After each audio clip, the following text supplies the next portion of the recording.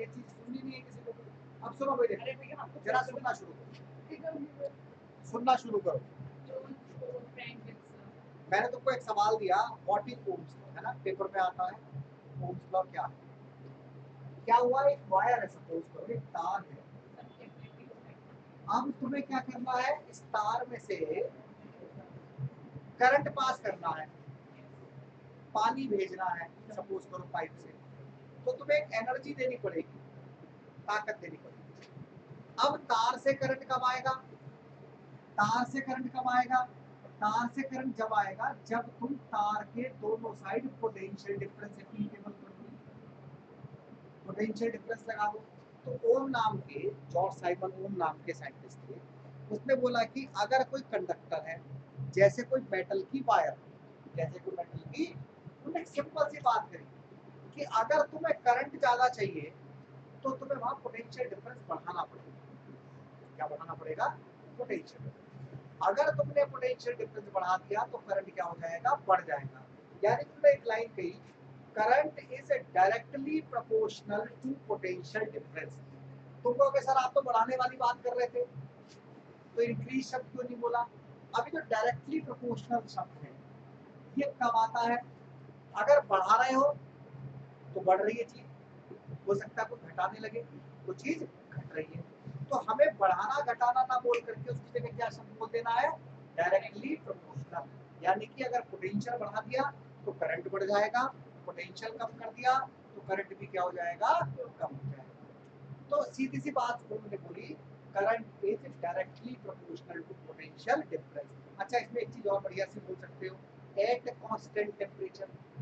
Suppose करो temperature change कर दें, टेम्परेचर क्या करते हैं? चेंज, तो करंट और पोटेंशियल की रिलेशनशिप थोड़ी सी खराब हो जाती है। जितना पोटेंशियल बढ़ाओगे फिर उतना करंट नहीं बढ़ता, ओम्स लॉ फॉलो नहीं होता। ओम्स लॉ फॉलो होने के लिए क्या लिखना चाहिए?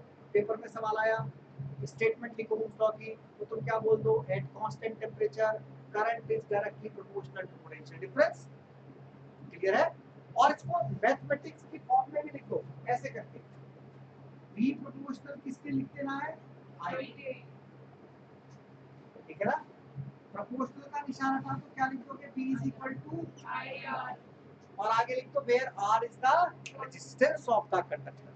देखो सुनो, हम कह रहे हैं पोटेंशियल बढ़ाने से करंट बढ़ रहा है, पोटेंशियल बढ़ाने से क्या बढ़ रहा है? करंट बढ़ रहा है। तुम दोनों सुन लो, पोटेंशियल बढ़ाने से करंट बढ़ रहा है, बट पोटेंशियल बढ़ाने से करंट बढ़ तो रहा है, मगर तुमने वायर जो यूज करी है उसका रेजिस्टेंस होता है, क्या होता है उसका? वायर का क्या होगा? रेजिस्टेंस। क्या? देखो हर चीज की अच्छाई भी है बुराई भी है।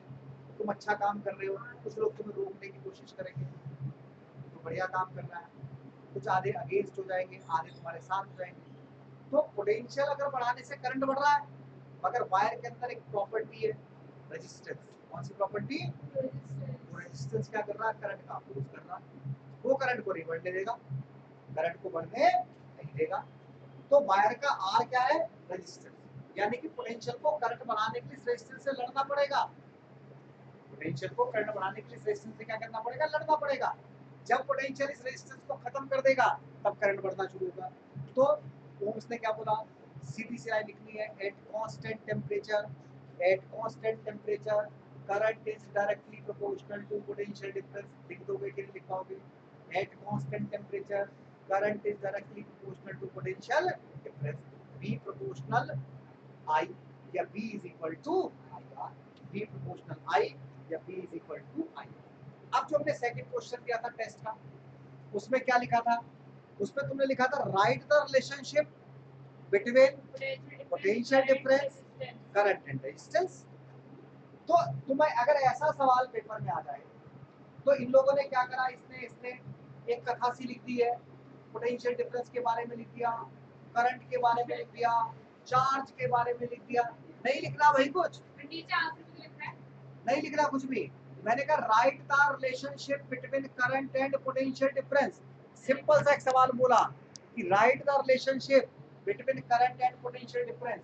ये भी रिलेशनशिप, घेरा पोटेंशियल डिफरेंस, घेरा करंट, घेरा रेजिस्टेंस। तो उस क्वेश्चन का आंसर क्या होता? V is equal to IR। सीधे सीधे 2 नंबर मिल रहे थे, सीधे सीधे 2 नंबर। अगर ये 2 नंबर में आ रहा है तो भाई करंट पोटेंशियल डिफरेंस, तो इनके बीच में तो ये रिलेशनशिप है, V is equal to I R. तीसरा मैंने टेस्ट का क्या सवाल दिया, बहुत आसान सवाल दिया। तीसरा सवाल मैंने दिया कि क्या ओम्स लॉ सारे मटेरियल के लिए एप्लीकेबल है?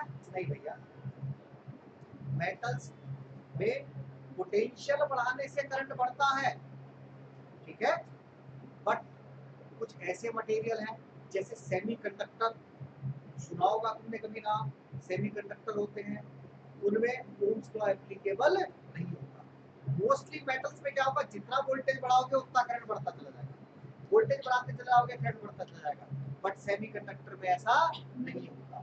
तो हम क्या लिखेंगे इसका answer, no, Ohm's law is not applicable for all the materials.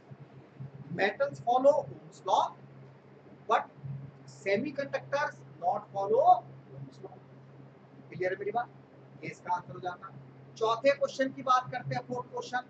ये तुमको मैंने क्या दिया था, ये मैंने तुमको दिया था ड्रॉ द वेरिएशन। अब तुम कहोगे सर ये वेरिएशन शब्द तो हमें कभी बताया नहीं आपने। हाँ नहीं बताया। वेरिएशन का मतलब होता है चेंज होना। वेरिएशन का क्या मतलब होता है, लगातार चेंज होना। तो मैंने क्या क्वेश्चन दिया तुमको, मैंने तुमको ये क्वेश्चन दिया कि भाई वेरिएशन बनाओ, वेरिएशन बनाओ, किस किस के बीच का बनाओ, V और I के बीच का। भाई तुमको ये तो सवाल है, वेरिएशन बनाना है, किस किस के बीच वेरिएशन बनाना है, करंट और पोटेंशियल के बीच में। यानी कि ओम्स लॉ से देखो, ओम्स लॉ से देखो क्या हो रहा था,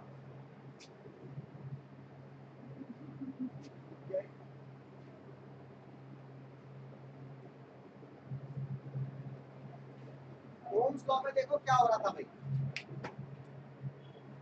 ओम्स लॉ में क्या हो रहा था, करंट बढ़ाओगे, करंट नहीं, पोटेंशियल बढ़ाओगे करंट बढ़ेगा, पोटेंशियल बढ़ाओगे तो जैसे पोटेंशियल बढ़ाना है वैसे वैसे करंट क्या होगा उसका, यानी कि तुमने पोटेंशियल बढ़ा दिया करंट बढ़ता गया, पोटेंशियल बढ़ा दिया करंट बढ़ता गया। यहाँ पर जीरो से शुरू करोगे, उसने जीरो से नहीं बनाया, उसने क्या करा, ग्राफ ऐसे करके बनाया, ये यहाँ मिल रहा है,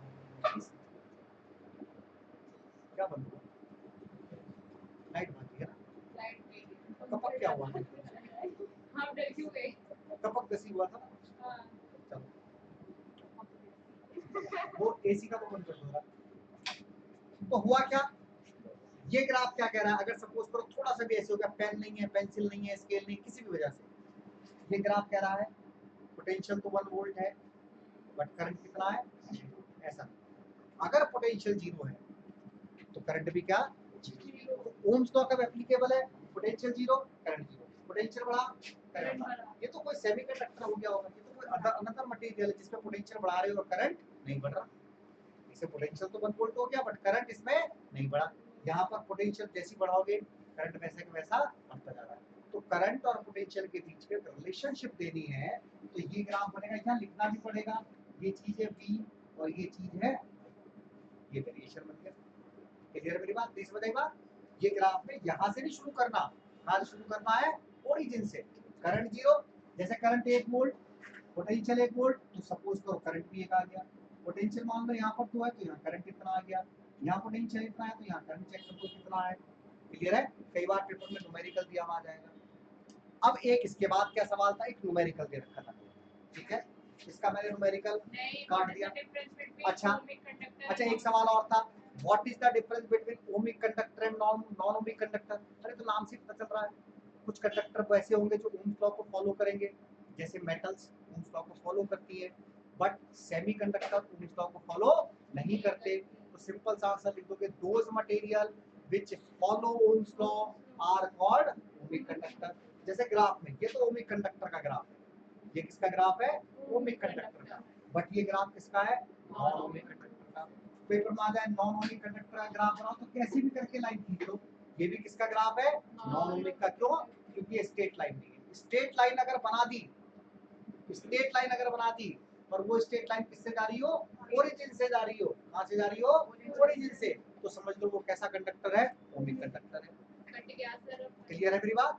तो ओमिक कंडक्टर किसको कह रहे हैं, those conductor which follow Ohm's law are called ohmic conductor. those conductor which does not follow Ohm's law, those conductor which does not follow Ohm's law are called। अब मैंने इसके बाद एक तुमको न्यूमेरिकल क्वेश्चन दिया। ये न्यूमेरिकल क्वेश्चन इन दो बच्चों ने करा, नितिन ने भी शायद कराया क्या भाई, किसने करा? नहीं, आंसर मिला क्या उस पर, पूरे नंबर मिले क्या? ठीक है। अब ये न्यूमेरिकल क्वेश्चन देखो, तुम्हारा क्यों गलत हो गया भाई न्यूमेरिकल? जरा बात कर लेते हैं। सवाल में क्या था, क्वेश्चन था कि एक कंडक्टर है, उस कंडक्टर से चार्ज फ्लो हुआ। कितना चार्ज फ्लो हुआ था? 10। कितने टाइम में फ्लो हुआ था? अब सुनो मेरी बात को, चार्ज फ्लो हुआ, चार्ज को डिनोट करोगे भाई क्यू से, है ना? कितना चार्ज फ्लो हुआ? 10 कूलम। कितने टाइम तक फ्लो हुआ?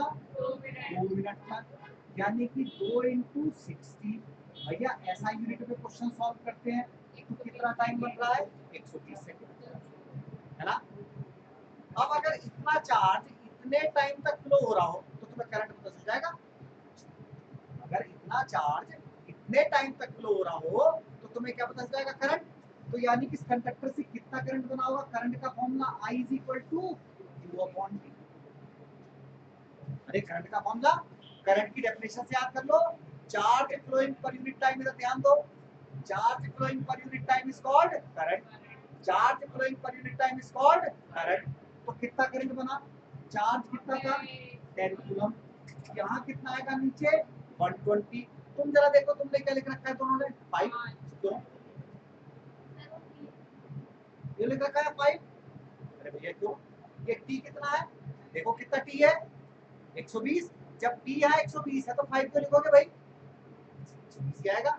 अब इसको काटा तो ये कितना बचा? 1/12। अच्छा सुनो, यहाँ पर करंट की SI यूनिट क्या होती है? एम्पियर। इसने लिख रखा है, एक तो गलती था 5 और उसके बाद भी इसने कूलम लिख रखा है आई के आगे। अरे आई की SI यूनिट क्या होती है? एम्पियर। क्या होती है आई की SI यूनिट? तो आई कितना बनेगा? 1/12 एम्पियर। बट मैंने करंट थोड़ी पूछा था, मैंने ये भी बताया था कि इतना चार्ज फ्लो करने, अच्छा चार्ज फ्लो करने के लिए पोटेंशियल तो देना पड़ेगा। चार्ज फ्लो पेपर में नंबर लाने के लिए याद तो करना ही पड़ेगा ना, तो याद करना, पोटेंशियल डिफरेंस है कितना याद करते हैं, और उस याद करने की वजह से लिखना करंट है। भाई पेपर में कब लिख सकते हो? जब याद हो। जब बिना याद करे लिख सकते हो। पेपर में कब लिख सकते हो? जब तो याद है करंट फ्लो। करंट फ्लो कब होगा? रिटर्न कब लिखा जाएगा? पेन कब चलेगा? जब तुम्हें याद होगा। जितना ज्यादा याद होगा उतना ज्यादा पेन चलेगा।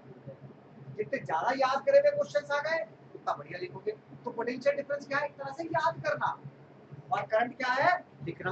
तो यानी कि अगर इतना टाइम में भाई 10 क्वेश्चन कर दिए 2 मिनट में, तो तुम्हारा एवरेज टाइम क्या बन रहा है? इतना करंट बन रहा है, 1/12 एम्पियर करंट बना। अब इसको बनाने के लिए कितना याद करा तुमने? कितना पोटेंशियल डिफरेंस दिया? B कितना दे रखा था इस क्वेश्चन में? 5 वोल्ट। कितना दे रखा था? अच्छा क्या होगा, तुमने याद कर लिया, पेपर में अब लिखना है, बट कोई ना कोई चीज तुमको लिखने से मना कर रही होगी। आसपास के बच्चे रोक रहे होंगे लिखने से, इधर उधर देखने की बात कर रहे होंगे। तो जब तुम लिखते हो किसी चीज को तो कोई ना कोई अपोज भी करता है लिखने का। कोई कहेगा भाई हमें बता दे, कोई कहेगा पहले हमें कॉपी दिखा दे। वो अपोज हो रहा है, वो अपोज हो रहा है। जब कोई चीज तुम्हें याद नहीं आ रही या लाइट भाग गई एकदम से इधर को देखा तो अपोज होना, उस समय रुके ना 1 सेकंड के लिए। तो करंट जब फ्लो होता है वायर के अंदर तो अपोज भी करती है, काम नहीं जाने देती इलेक्ट्रॉन। भाई मटेरियल के अंदर देखो सुनो, जैसे सड़क पे चल रहे होते हैं ना, जैसे सड़क पे चल रहे होते हैं, हमें दिख नहीं रहा, तार के अंदर छोटे छोटे इलेक्ट्रॉन वैसे चल रहे होते हैं। जब वो चल रहे होते हैं तो वो एक दूसरे से टकराते भी हैं। जब वो टकराते हैं तो उनकी स्पीड कम होती है, और इसका इसी चीज को क्या कहते हैं? रेजिस्टेंस। भाई वो टक्कर मारेंगे थोड़ी देर को रुकेंगे, जब रुकेंगे तो टाइम ज्यादा लगेगा, चलेंगे कम दूर। भाई टक्कर लगी, एक पल के लिए रुक गए, अब टाइम ज्यादा लग रहा है, तो इलेक्ट्रॉन तार के अंदर भाग रहे हैं। बिल्कुल याद कर लो ये बात, इलेक्ट्रॉन तार के अंदर क्या हो रहे हैं? भाग रहे हैं एक डायरेक्शन में पर्टिकुलर, उससे करंट बन रहा है। ये एक ऐसी चीज है जो दिख नहीं रही तुम्हें, दिख नहीं रही, बट साइंटिस्ट कह रहे हैं उन्हें बोर्ड नहीं दिख रहा होता, उन्हें क्या दिख रहा होता है? इसके अंदर के इलेक्ट्रॉन। क्या दिख रहे होते हैं उनके इसके अंदर के? हमें तो मेटल की वायर दिख रही होती है, साइंटिस्ट कहते हैं भैया वायर नहीं है, बहुत तगड़ी चीज है ये, इसके अंदर ब्लास्ट हो जाएगा, इसके अंदर इतने इलेक्ट्रॉन है कि अगर ये इलेक्ट्रॉन किसी आदमी के शरीर में चले गए उसे खत्म कर देंगे। लोहे की तार उन्हें दिख रही है कि इतने बड़े बड़े काम कर सकती है, इतनी बड़ी बड़ी ट्रेन चला सकती है। अरे ट्रेन के ऊपर तार ही तो गई हुई है, उन तार के अंदर कोई चीज तो चल रही है, जिसको हम बिजली बोल रहे हैं, करंट बोल रहे हैं, और देखो कितनी बड़ी ट्रेन को लेके जा रही है वो। तो सोचो उस वायर के अंदर, कल्पना करके देखो, फील करके देखो बात को, फील करो कि ट्रेन के ऊपर जो तार लगी हुई है उसके अंदर क्या ऐसी चीज चल रही है भाई, जिससे इतनी बड़ी ट्रेन को खींच रहे छोटे छोटे इलेक्ट्रॉन्स, क्या चल रहे हैं छोटे छोटे, जो हमें नहीं दिख रहा है। हाँ, उसे छू दो चल जाएगी शरीर, राख भी नहीं बचेगी। इतने सारे इलेक्ट्रॉन को जब तुम्हारी बॉडी में घुसेंगे और एकदम से जब वो फ्रिक्शन पैदा करेंगे, बॉडी हीट होकर के चल जाएगी अपने आप खत्म। तो क्यों दिया इतना, इधर सुन लो, अपनी बात में लग जाते हो। क्यों कितना था 10 कूलम, टाइम कितना था 2 मिनट, करंट आया इतना, V इतना, रेजिस्टेंस निकालने का क्या formula, V is equal to IR, V की जगह कितना लिख दो 5, I कितना था 1/12, R 12 मल्टीप्लाई होकर किधर चल जाएगा, 12 5 जा 60 ओम, हाँ ये इसका रेजिस्टेंस आ गया। बताओ न्यूमेरिकल कहाँ मुश्किल है, एग्जाम में न्यूमेरिकल्स भी आएंगे, तुम्हें वो सोचने पड़ेंगे। V 5 वोल्ट था, पोटेंशियल डिफरेंस ओम, ओम OHM ऐसा यूनिट रेजिस्टेंस की, ऐसे करके बना देते हैं, ऐसे करके ऐसा यूनिट है रेजिस्टेंस की, या इसकी जगह क्या लिख दो ओम लिख दो। तो तुम्हें बिल्कुल ढंग से न्यूमेरिकल्स करने, एक ही टॉपिक पर न्यूमेरिकल थे, एक ही टॉपिक पर क्वेश्चन देते ओम्स लॉ पर। क्लियर है सबको? तो ये ओम्स लॉ है, इस तरह के ओम्स लॉ पर क्वेश्चन आ सकते हैं पेपर में।